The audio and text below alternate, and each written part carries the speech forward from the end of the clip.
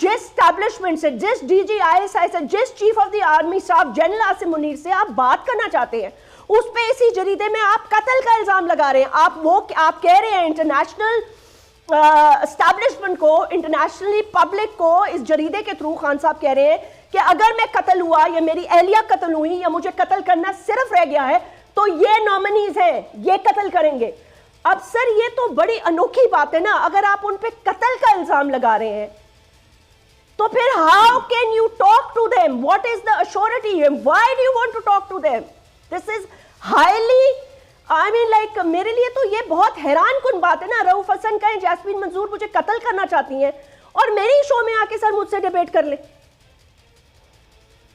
देखिए जो आर्टिकल है उसमें उन्होंने कहा है कि अब मेरे साथ इन्होंने हर वो बर्ताव कर लिया है जो ये कर सकते थे, अब सिर्फ मुझे कत्ल करना रह गया है, लेकिन मैं मौत से नहीं डरता, मैं उसके लिए तैयार हूँ। ये वो बात करते रहते हैं और ये पहली दफ़ा उन्होंने नहीं कहा, इससे पहले भी कह चुके हैं। अनफॉर्चुनेटली जिन सर्कमस्टांसेस में उनको गिरफ्तार किया गया, जिस तरीके से मुकदमे चलाए गए कैंगरू कोर्ट्स में, जिस तरीके से उन्हें सज़ाएं दी गई, जिस तरीके से जेल में रखा गया, जिन हालात में जेल में रखा गया और जो उसके ऊपर पाबंदियां लगी हुई हैं, जो सख्तियां और मुसीबतें आई हैं। एक वक्त था जबकि उनके बालों में कीड़े चलते थे। Let me state it on television today. Okay, ठीक है, I can understand. In circumstances में भी खान साहब को former prime minister of the country रखा गया है, ठीक है। उसके बावजूद वो शख्स नहीं टूटा, उसके बावजूद वो शख्स टूटने से इनकार कर रहा है, उसके बावजूद वो शख्स खड़ा है और कहता है कि मैं अपने असूलों के ऊपर कॉम्प्रोमाइज नहीं करूंगा। ना करे।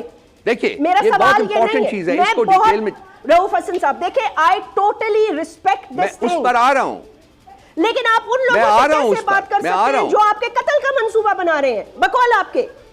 देखिए हमने ये नहीं कहा कि बात हो रही है, हमने ये भी नहीं कहा कि बात होगी, हमने ये कह रहे हैं कि अगर बात हो तो। देखिए ये चीजें जो है, please I am using my words very carefully, exactly, with full understanding of what I am स्टेटिंग। Number one. Number two, मसला ये है कि ये जो आपके पास यहाँ प्राइम मिनिस्टर है, जो चीफ मिनिस्टर्स हैं, ये तो पपेट्स हैं ना, इनकी तो अपनी को ताकत नहीं, इनको तो मांगा हुआ है, इनके कशकोल में डाला गया हुआ है और ये हुकूमत कर रहे हैं। ठीक, ताकत का मंबा जो है, मैं बार बार कहता हूं, वो एस्टैब्लिशमेंट है। ताकत वो है, रूल कौन कर रहा है? प्राइम मिनिस्टर नहीं कर रहा, रूल एस्टैब्लिशमेंट कर रही है प्राइम मिनिस्टर इस वक्त मुल्क के ऊपर।